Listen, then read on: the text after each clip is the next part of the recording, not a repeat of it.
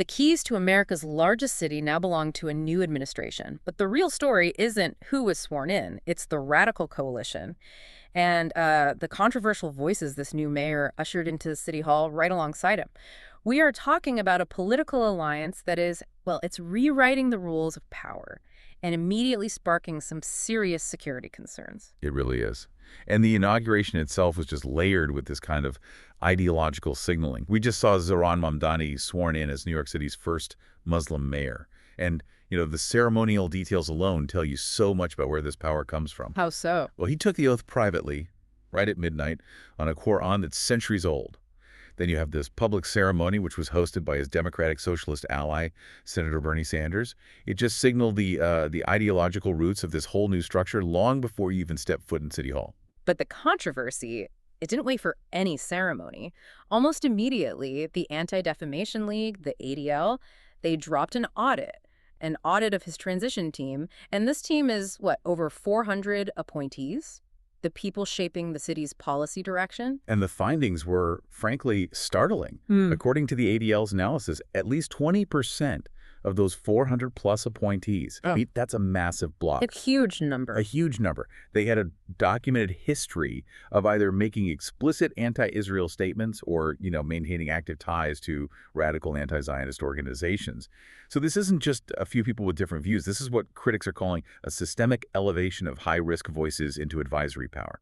And some of the specific details are just incredibly concerning. You look at the story of this one transition committee member, Alvaro Lopez. He's also a Democratic Socialists of America activist. Right. And shortly after the October 7th attacks, he praised people who were tearing down posters of Israeli hostages around the city. He called them heroes. That specific action, celebrating the erasure of terror victims, that's what defined the immediate backlash. He eventually deleted the comment, but his attempted retraction, where he claimed he didn't even recall writing it. Which nobody believed. Right. It was instantly dismissed by critics as, quote, implausible. When you appoint someone who celebrates actions like that, it just sets a very, very clear tone for the values that are being prioritized. So what does this all mean for you, the New Yorker who just needs the trains to run, housing you can afford, and to feel safe? Our mission in this deep dive is to get past the headlines and really unpack the mechanics of this red-green alliance that powered Mamdani's victory. We'll assess the implications of elevating these specific extreme voices and show how this ideological fusion is already impacting the city. And to really understand the implications, we have to start with the political science behind it all.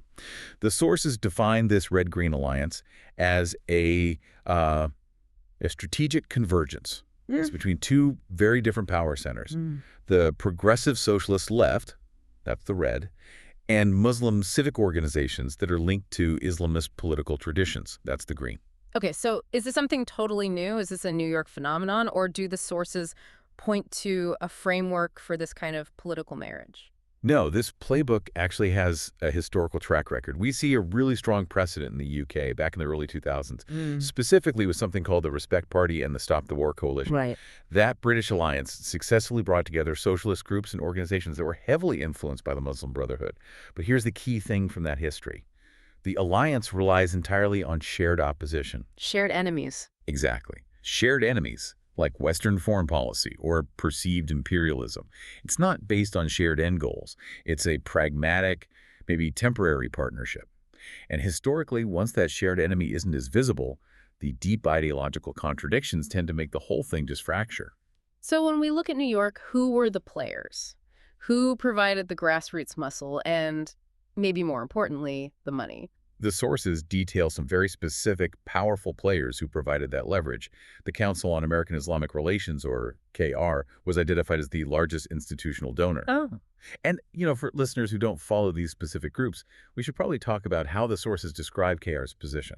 Yeah, that's important context. The sources are careful to point out that critics and watchdog organizations like the ADL and others describe groups like KR as having historical roots connecting them to Hamas and the Muslim Brotherhood. They stress that these are organizations linked to what they call Islamic revivalist political traditions. Exactly. And that context is vital because CR spent at least $120,000 through a super bond. It's called the Unity and Justice Fund, and it was directly backing Mamdani.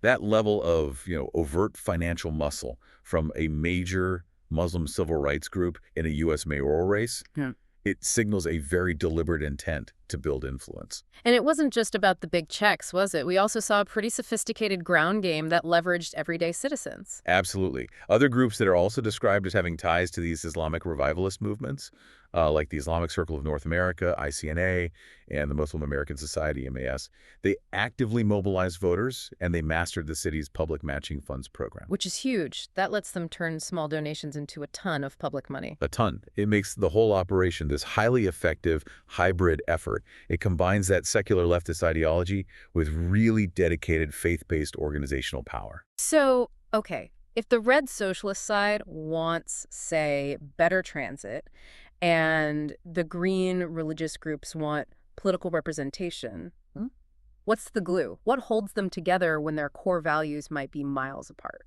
It's what the sources call convergence in negation. It's a great phrase. They align because they oppose the same things.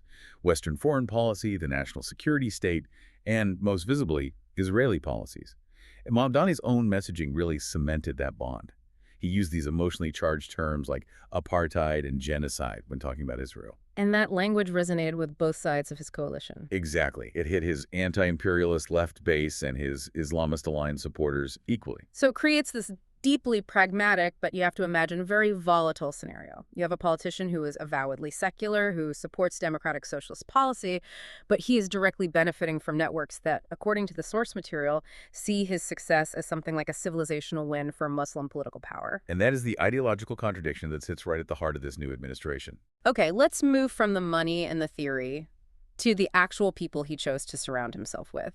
The names we mentioned earlier, these appointees, they show this really severe contrast between Mamdani's official platform, focusing on city services, and the rhetoric of his advisors. The statements made after October 7th are particularly alarming.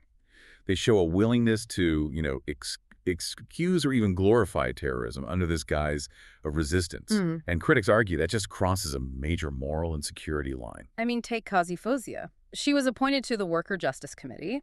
The day after the October 7th Hamas attacks, she wrote on social media, "Resistance are justified when people are occupied." That's an immediate justification for a mass casualty terror event. And then there's Zakiya Shakir Ansari on the Youth and Education Committee. She posted a photo of herself in front of a banner that featured an inverted red triangle. Now, that's a symbol popularized by Hamas that explicitly, quote, glorifies violence.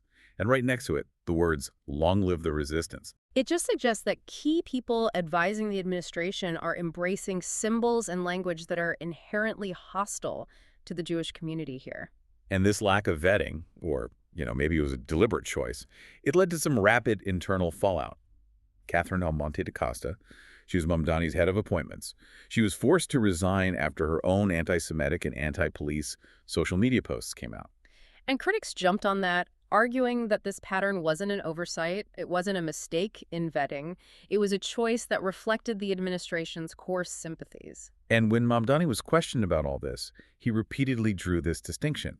He said there's a difference between anti-Semitism and what he called critiques of Zionism. He just asserted that his team of 400 people simply reflects a wide variety of political opinion. But that conflict, it got really acute when he was asked about that slogan, "Globalize the Intifada," which, refers to periods of Palestinian violence against Israeli civilians. His first response was that the mayor shouldn't be a language police. Right. It actually took a dialogue with a rabbi before he finally conceded and said he discouraged the chant. The fact that he was so hesitant to disavow a chant associated with violence, it just shows how tenuous his commitment is to the language of moderation. Which brings us to the immediate security context. This is maybe the most critical implication of these appointments.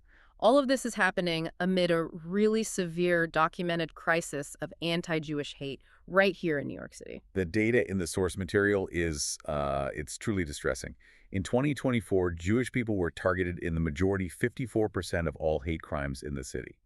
And according to a report from the mayor's office to combat anti-Semitism, that figure just escalated. It rose to a staggering 62% in the first quarter of 2025. Wow. So a majority of hate crime victims are from a community that makes up only about 11% of the city's population. It's a profound contradiction. You see it embedded in the new administration's policies. Mamdani's first executive orders, they addressed anti-Semitism, but with these conflicting signals. On one hand, he kept the office to combat anti-Semitism open, which is, a symbolic gesture. Right. But At the same time, he revoked former Mayor Adams' measure adopting the International Holocaust Remembrance Alliance definition of antisemitism, the IHRA definition. Okay, we need to unpack that. The IHRA definition. Why is removing that such a flashpoint? Well, the IHRA definition is so controversial because it considers anti-Zionism so, denying Israel's right to exist as a Jewish state as being anti-Semitic in many common forms. By revoking that, Mamdani essentially took away the old administration's framework for defining and fighting the very hate that is surging. It's a clear ideological statement. It sides with his base over the security policy concerns of the Jewish community. And the outgoing mayor's office report on this couldn't have been clearer. It explicitly argues that anti-Zionism is anti-Semitic and that attacks on Israel's legitimacy, quote, correlate with increased anti-Semitic incidents in the diaspora. So Mamdani's move is seen as just abandoning that whole premise. And this local dynamic, it contrasts so sharply with actions elsewhere. You look at Florida Governor Ron DeSantis, for instance. Back in December, he issued an executive order designating Sheikh Zayed and the Muslim Brotherhood as foreign terrorist organizations. Now, that immediately triggered a lawsuit from Segler. But the move just highlights the stark difference in how different places are treating these networks. So let's shift our focus to how the media and the political system reacted to this. The mainstream media, while they did cover the controversy, it seems like they often miss the underlying story here. There was a massive disconnect. An analysis of national broadcast coverage after his primary win found that nearly 60% of all mentions were centered exclusively on Israel or anti-Semitism. Yeah. CNN, MSNBC, Fox News, all of them dedicated between 62 and 64% of their segments to it. And while that's obviously newsworthy, the problem is how they framed his actual domestic platform, his ideas on housing or transit. Instead of debating the merits, those ideas were frequently just dismissed as radicalism, as NY1 put it, or labeled socialist overreach by CBS 2. And this intense focus on foreign policy, it allowed some outlets to use what the source material calls coded language to sort of marginalize him in this new alliance. Some reports focused on him being a man with foreign sympathies or questioned his family ties to countries hostile to our values. It was a distraction from the real mechanics of this red-green fusion. The real risk here is that while the media covered the ideological debate, it failed to really scrutinize the security implications of the power structure underneath it all. The rise of this red-green alliance represents an intentional fusion of progressive socialist politics with the enthusiastic support of Islamist-influenced networks. And that fusion itself is what critics say puts this administration on dangerous footing. Exactly.